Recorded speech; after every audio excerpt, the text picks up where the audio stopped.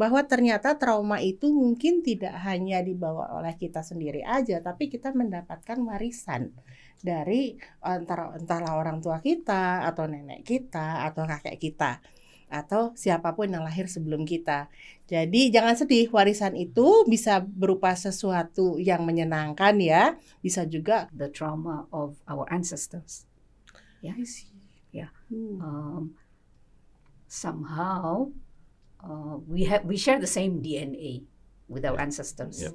Yeah, we share the same DNA, and what happened to them are in our DNA, so we feel it. Mm-hmm.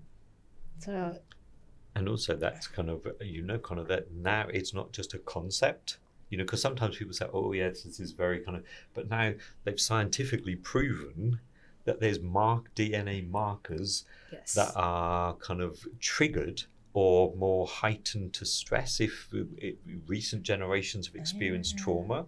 The children that will come, or the grandchildren that will come after, they are more prone to stress even though they've never experienced stress.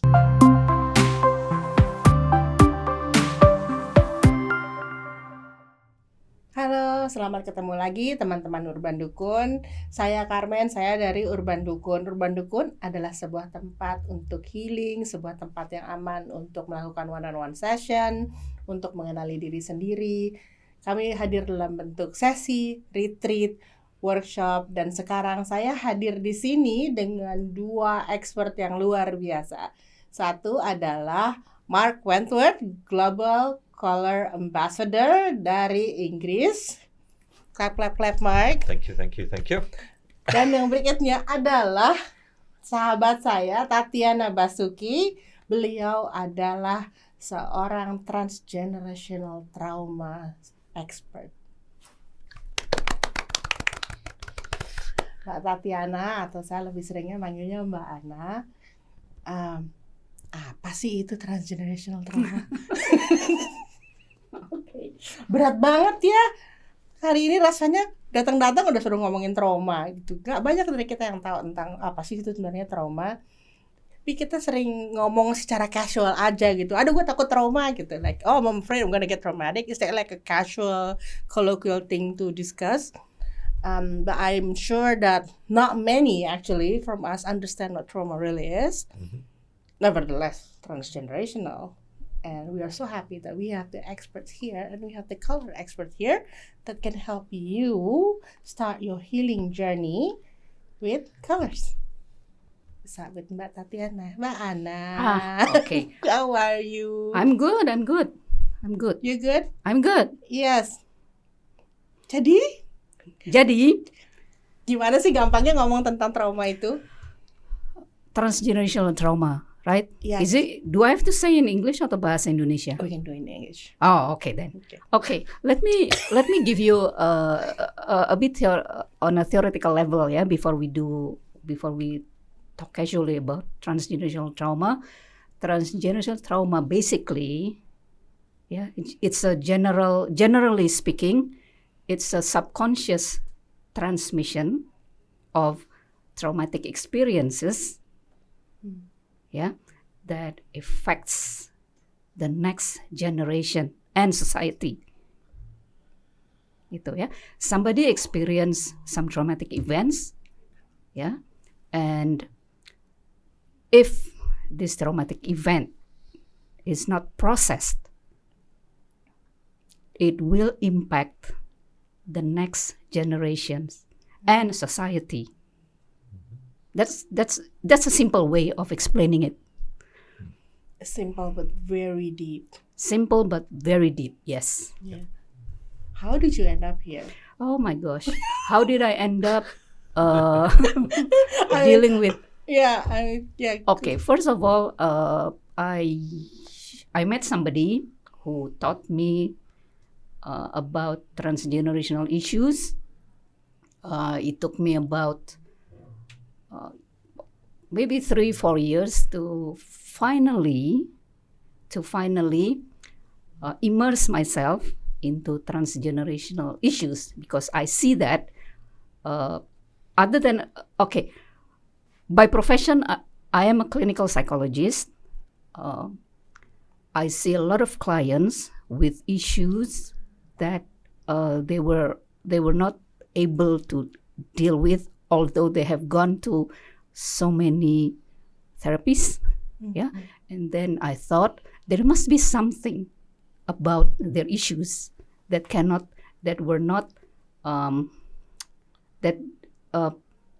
did not really start from them. It's not an individual isolated issues, but it's something general, something that can go back, something that went back to their family dynamics. And then I found out that we can only discover issues from the second or third generation, which is the grandparents. But then when they talked about their grandparents, the grandparents did have issues as well. So then I thought, so this must be transgenerational transmitted issues. Yes. Viewers, even me still have problem pronouncing transgenerational transmitted issues. I came in stumbling into this specific and very interesting point of view about dealing with trauma when I somehow deal with a lot of clients, helping a lot of people with traumatic experiences. And then there are some traumatic experiences that cannot be solved. Somehow, no matter what we do with it, it's very difficult to solve and it's very difficult to heal. My world is about healing, and I do proclaim myself as an expert in grief and trauma issues. And then, so when I have udah gue gombok-obak nih dalam hidup sekarang itu ya, traumanya dari trauma dari present moment, masa kecil, masa dewasa, balik lagi ke present moment, kok nggak kelar-kelar gitu. Akhirnya saya ketemu dengan Mbak Ana dan sahabatnya. Sahabatnya itu namanya Christina. So we are going to bring Christina here into this into this conversation. Christina, if you're listening, you're here. Dan mulai bicara tentang transgenerational issue, bahwa ternyata trauma itu mungkin tidak hanya dibawa oleh kita sendiri aja, tapi kita mendapatkan warisan dari entahlah orang tua kita atau nenek kita atau kakek kita atau siapapun yang lahir sebelum kita. Jadi jangan sedih, warisan itu bisa berupa sesuatu yang menyenangkan ya, bisa juga merupakan sesuatu yang kurang menyenangkan. Tapi tujuannya sebenarnya sekarang itu kita bicara tentang warisan trauma ini bukan untuk membuat kita menyalahkan para leluhur kita, bukan untuk menunjuk mereka seolah-olah membuat mereka itu jadi terdakwa atas kehidupan kita, tapi kita harus sadar banget. We have to be really aware that whatever they give us, whatever we get, whatever we inherit, is a mean for us untuk menjadi tumbuh. Is a mean for us to grow, to progress in this life. Itu. Jadi ini adalah basis yang menurut saya sangat penting untuk memahami transgenerational transmitted issue, susah ya, dengan hati yang lapang, dengan kasih sayang, dengan compassion. Okay, now as we have understood a little bit how trauma is ternyata can be transmitted, can be given by our ancestors towards us, what has color got to do with it? That sounds like a song. It is. What's love got to do with it? Exactly. Yeah. And what is the field of ancestor but the field of love, right? Yep, exactly. Well, just to tell you my story about and how I got into transgenerational. You talk transgenerational, I know that term, but I also talk of it as ancestral healing. Yes. So I think of it from the point of view of ancestors. Yes. Equally, I understand transgenerational. Yes. And I know when I started being interested in it professionally, but when I look back in childhood, I was always fascinated by family stories. I would always be looking through my grandparents' photos and I'd say, well, who was this then? What happened there? Who did this? And why did they do that? And then on my dad's side, Both of his parents died by the time he was 12. And he also lost his 2 elder brothers by the time he was 8. So by the time he was 12, wow. he was an orphan. Oh, wow. So, I was always interested in family stories.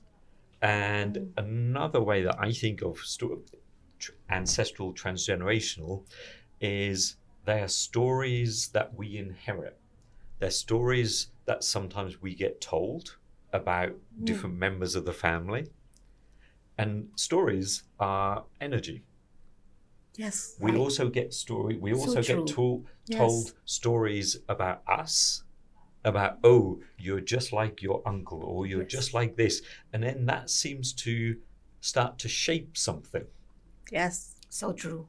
Very true. And Yes. I don't know whether it's the same here in Indonesia, but I'm always telling people, they say, oh, I'm going to name my son or my daughter after this person in the family.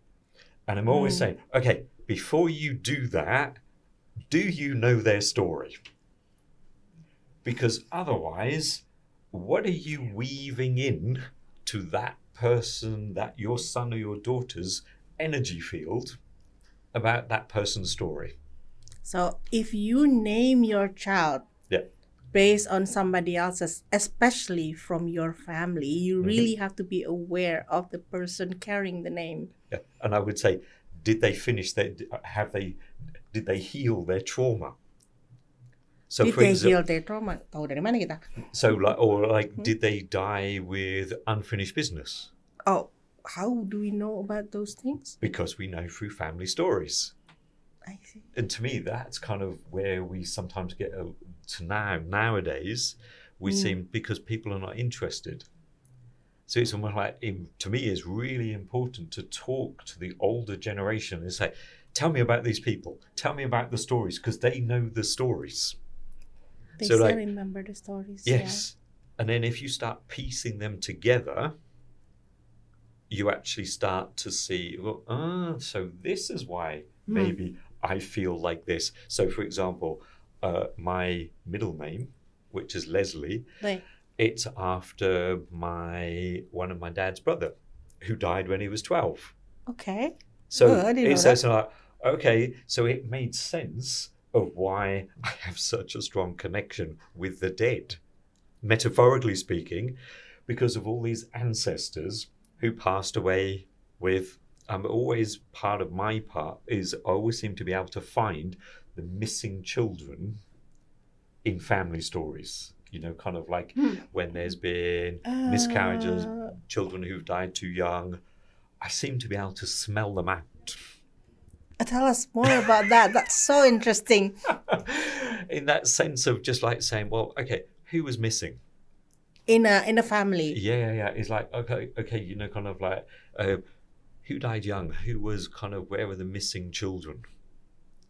And that sense of, if a simple way is thinking that if there was someone who, let's say there was a child who was before you, but maybe you are not, so energetically, you are not the eldest. But if you are regarded as the eldest, you can never, I found that you can, I don't know whether you agree with this, Tatiana, it's almost like the person can never find their rightful place in the world, because it's like they're standing in someone else's shoes.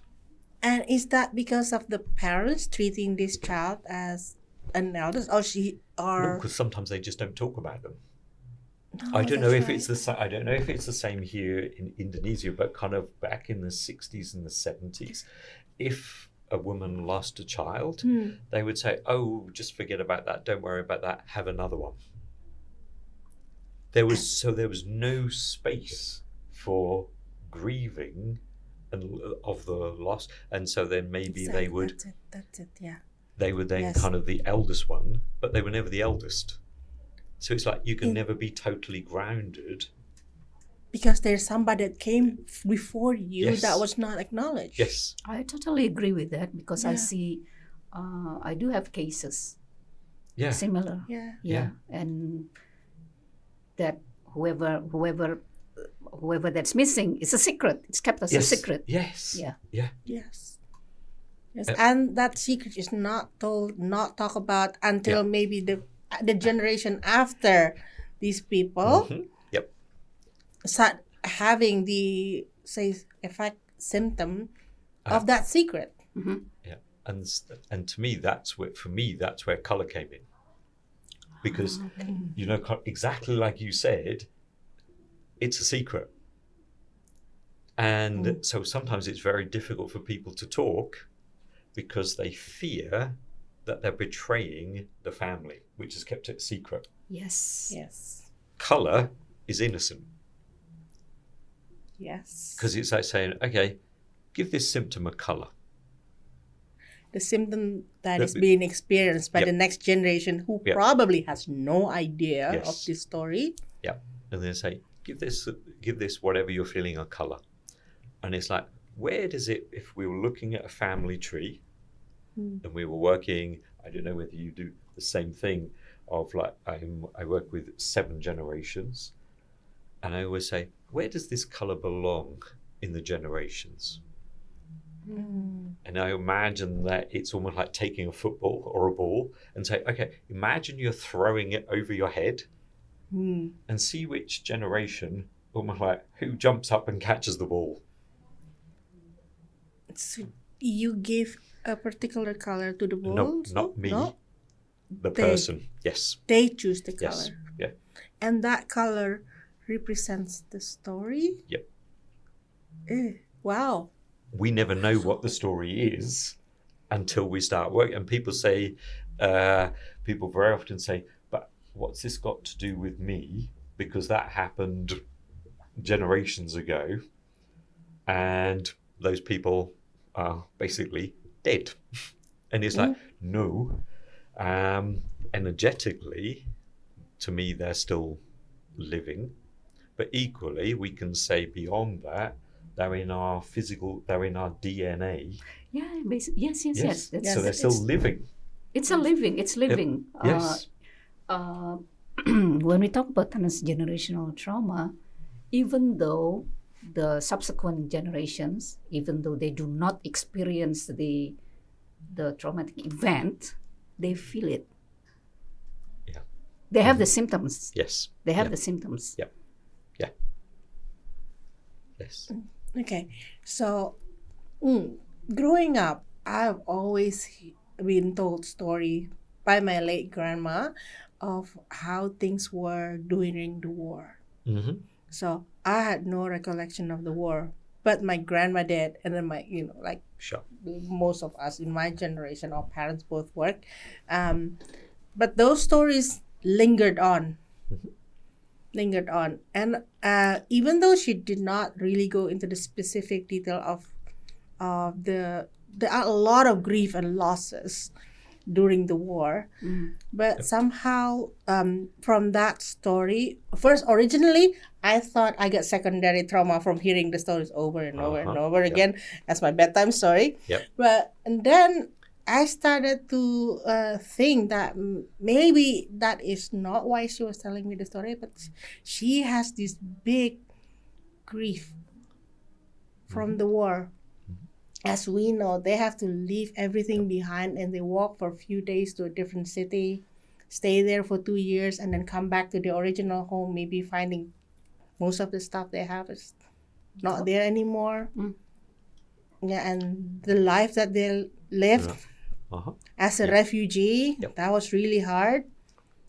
So that was not told in the story, but somehow in my personal work, those things came out, and I could tell that it was not my story. There is no war at the moment that I'm living. There has never been. Not that I personally encounter it. There are stories on different parts of the world, but that fear is there. Yeah, that fear is there. That fear is there. That fear of not having enough things to eat. That fear of what happened when there's no roof over our head. Like really illogical. Is that what it is? Yeah. That's how it works. That's how it works when we feel the trauma of our ancestors. Yeah. I see. Yeah. Hmm. Somehow we share the same DNA with our ancestors. Yeah. Yeah, we share the same DNA, and what happened to them are in our DNA, so we feel it. Mhm. So And also that's kind of that now it's not just a concept, because sometimes people say, oh yes, this is very kind of, but now they've scientifically proven that there's DNA markers Yes. that are kind of triggered or more heightened to stress if recent generations have experienced trauma. The children that will come, or the grandchildren that will come after, they are more prone to stress even though they've never experienced stress. do tell Yes. us more about that, the Yes. scientific one, Yes. because I think a lot of our viewers would like to hear that what you are experiencing, if you are experiencing anything like I did, you're not making it up. It is real. The trauma is real, and there's science behind it. Yeah, it's called epigenetics. Yes, that's what It's I was called looking for, trying to epigenetics. think of it. Yeah, Yeah. it's there's a code in our DNA. It's like a switch. Yeah? You can switch off and on. Epigenetics basically is how our DNA expresses emotions or events. Yeah, suddenly, 3 or 4 generations later, the switch goes on. And when the switch goes on, you feel everything, almost everything probably, that our ancestors felt and did not process. Mhm. Yep. And Makes it can be- sense that they yeah. did not process. I mean, how would they know how to process? How would our ancestors know how to They process? didn't know how to They did process not. it. They did not. They They did didn't not know. live the life that we have right now, where you have a therapist next door, and you can call. You have a website to go, and you can work on your things. You know. Right. Kudos to all of you who are working on your things, because your ancestors did not have that as a luxury. And many times it manifests into a psychological issue or physiological issue, illnesses, Yes. mental or physical illnesses. Wow. Wow. That's so And it's enlightening. also important to recognize, like you were just saying, about the kind of the different generation that experienced war and they didn't have that opportunity.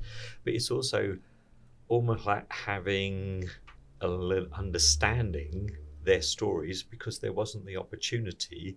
And also every generation always wants the next generation to, let's say, improve, be better than. So very often they will sacrifice so many things. And I'm sure, like for those of you who are parents, there's things that you look back on and you go, I would do anything for my children Yes. for them to actually have a better life. Yes. Yes. And so sometimes we sacrifice. My understanding and learning of the stories is they sacrifice things and they couldn't do the things because they wanted to survive. They wanted to survive, but they wanted the next generation to continue. Yes. And what happened instead? We carry on their stories. Yes. Yeah. And I think that's to me, that's one of the gifts of the transgenerational work. It's the way we can honor them because we're saying, okay, because to me, it's almost like their stories is still living. So it enables them to actually rest. Yes. It's almost like we can honor them for who they were Yes. and not their trauma. Yes. Then it kind of balances the picture. Yes. So then I can say, okay, I can remember my grandparents, Yes. not because of the trauma they suffered, but I can remember also all of the amazing things they were. Exactly. This conversation remind me of I think there was a post somewhere that I read that the people who work on themselves are not working it and doing the healing for themselves, but they are actually healing many generations that came before them. Yeah. Yes. Yes. Yeah. It's our responsibility actually to Yes. heal our own family tree. Yep. Yeah. Because I always say to people, when people say, oh, why should I do this work? And I say, okay, if you have children, if you can't do it for yourself, do it for your children and do it maybe for your great-grandchildren. Yes. Because we are all ancestors in training. That's right. We are ancestors in training. Yes, because one day we can't change anything. One day we too will be ancestors. So what is it that we want to pass forward, and how do we want to be remembered by our grandchildren's grandchildren if we follow that 7 generations? Because as much as we look back 7 generations, we are one day going to be a 7th generation ancestor. True. So the more we take that work, do the family work, ancestral work, the greater gift we give to the future generations. True. I So it's always thinking agree with you are an ancestor in training. Jadi sebagai kita ini yang sekarang lagi latihan untuk menjadi leluhur ya, ingat bahwa kita bisa memberikan hal terbaik bagi keturunan kita 7 generasi sesudah kita. We might not know them in person, mungkin kita nggak kenal sama mereka, tapi suatu hari mungkin mereka juga mungkin nggak tahu bahwa yang mereka dapatkan itu sesuatu yang baik, itu adalah hasil kerja kita yang tidak bisa kita nikmati sekarang, tapi dinikmati oleh mereka. Indah banget itu. Exactly. Indah banget. And I think that is so noble. Yeah. It's noble. It's so noble. Mm-hmm. Because we feel lighter. Yes. And then we notice that our children are not reacting, responding, doing things because they become freer. They're not caught up. They're not entangled in what came before.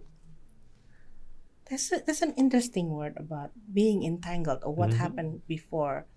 Itu. Mungkin Mbak Ana bisa, can you tell us more about being entangled? Entanglement, energetic entanglement. Oh, that's so deep. Okay.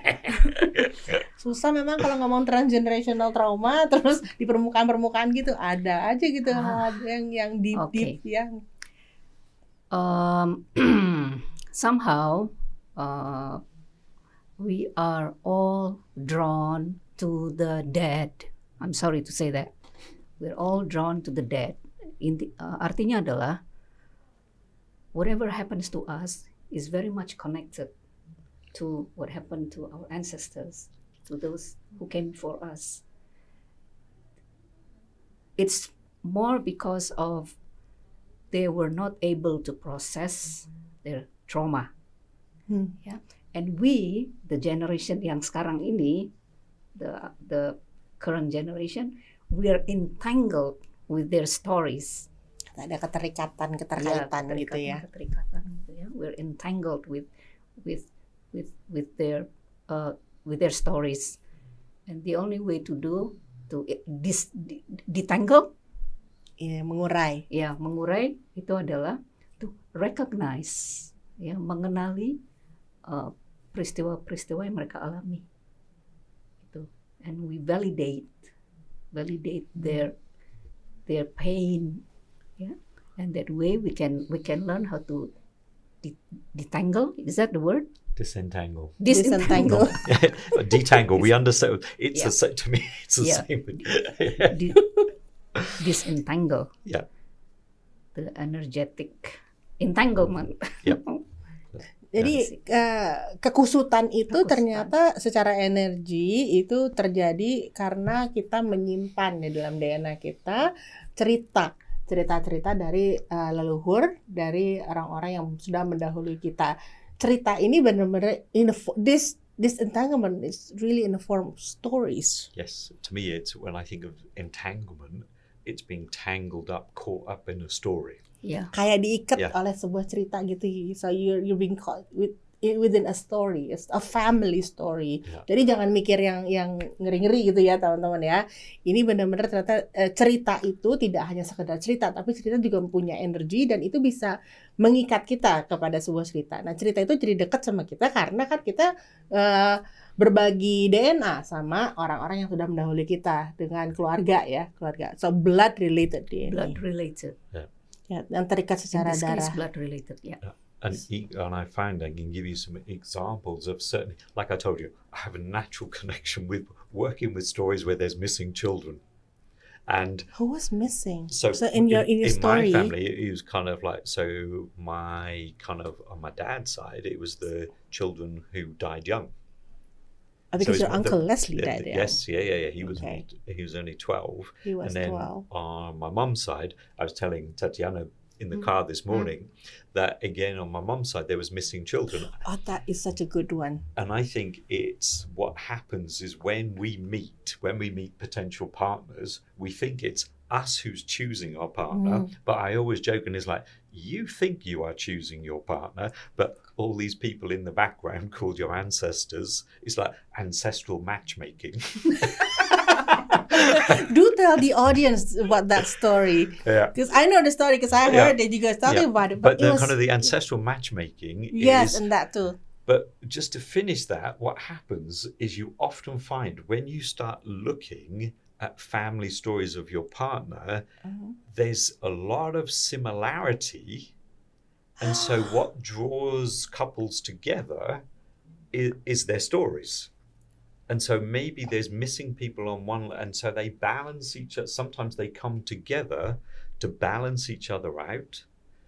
And again, if I look on my mum's side and on my dad's side, there was a history of missing children.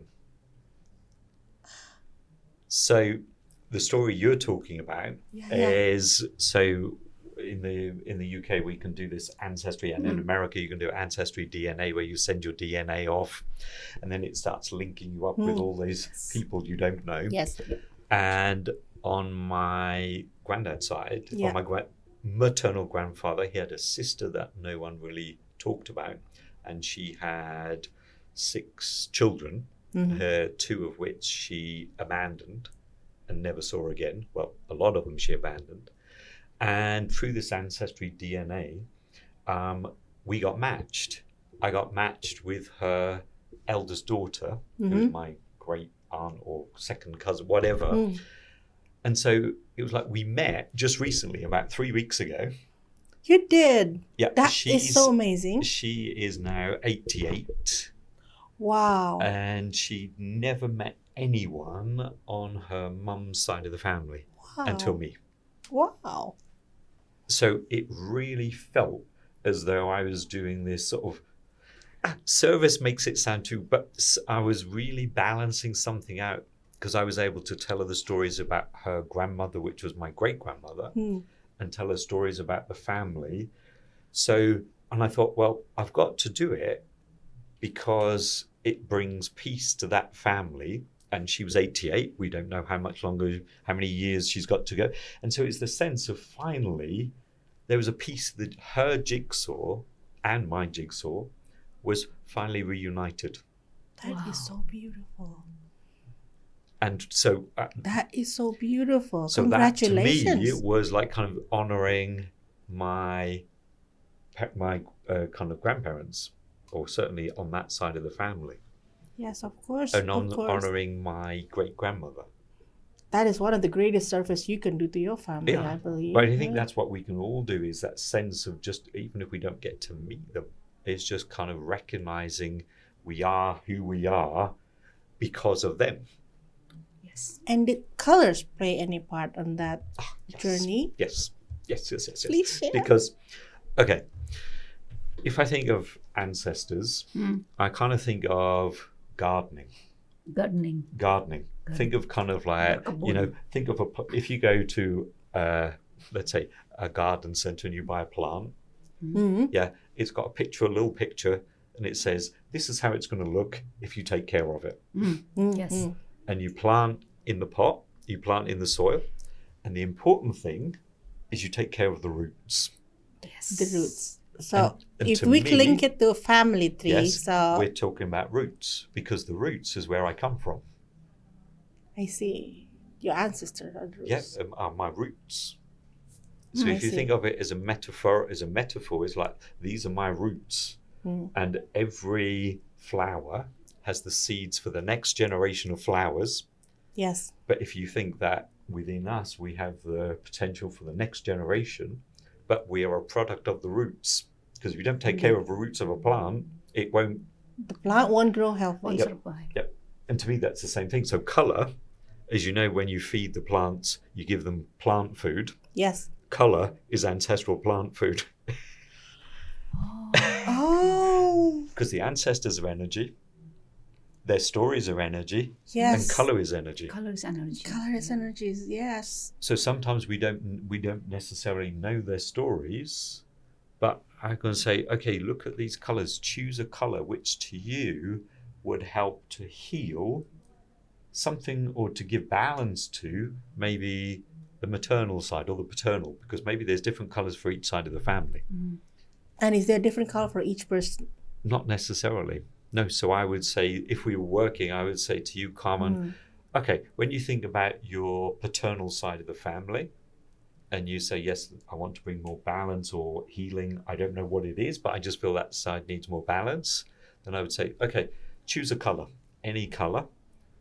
And then whatever that color was, it's almost like imagining that, breathing it in, and imagine it trickling down the roots to wherever it needs to go to. Oh, wow. And just watch what happens. Pay attention to your dreams, pay attention to the synchronicities, how you feel in your body, because it's like food. And it cleans, Energetical. it kind of starts to rebalance. And sometimes people feel tearful when they do that because it's like releasing something. And sometimes the memories, the stories, whatever starts coming. So that's what I love about color, because sometimes we don't know the story, but we do know a color. We do know a color that we can assign There was to that. always a color. There's always a color that Yeah. we can assign to Yes. reach to that story. Yeah. Because as with all secrets, it's a secret for a reason, right? And it might not want to be revealed, but it can be healed. Yes. Yeah. That is so beautiful. Yeah. And then therefore it stays within that because it's not being revealed. So then it becomes easier. Then the system then loosens. So then maybe the story does come out, but not necessarily. In a safe way. In a safe way. In a safe way, because we do need to be compassionate and Yep. respectful Yep. towards them still. Yes. It's Well, good. everything always has to be balanced at some point. I think you Yes. probably agree with Yeah, that. I Yes, agree that. I yes, totally yes. agree with that. Yes. Yeah. Okay, but and if you can give a last conclusion of our conversation here, this is so great. I wish we have more time. The transgenerational trauma issues and colors. What would you say? What would I say? In my own words, yeah. Yes.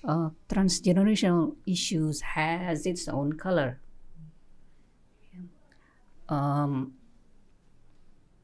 How can I say this? Everything that we experience in this life has very much to do with our ancestors. Not only their trauma, but remember that they also inherit us with their resilience, their strengths, their potentials. Yeah. Yes. And it's not always about trauma. Remember that. Yes. They are the wisest people that you can Yes. that you can find in your family tree. They're the wisest people. Yep. So we need to capture those potentials. Yes. Yes. Yes. It's colorful. It's colorful. It's indeed. colorful. It's Yeah. colorful. We don't need to go far to find the best way for ourselves, to find healing and to find wisdom. Apparently, this conversation has proven, at least to me, that the way to blossom to the love of our ancestors is embedded within us. And last word, Mark, the viewers. Yeah, I would very much agree with what Tatiana was saying. It's almost like, yes, we have the ones who have had the trauma, but always remember, there's more who want nothing but the best for you and to live your own best life, whatever that means to you. So you know you've always got this amazing support system behind you that's always encouraging you to live the life that you want to live. That is beautiful. Yep. That is beautiful. And let us close with that. Well, let us always remember this everlasting support that we always carry with us. Terima kasih banyak sudah mendengarkan. Terima kasih to our guest. Thank you, Mark. Thank you, Mbak Tatiana. Thank you, viewers. We'll see you again. Terima kasih. Goodbye. Bye.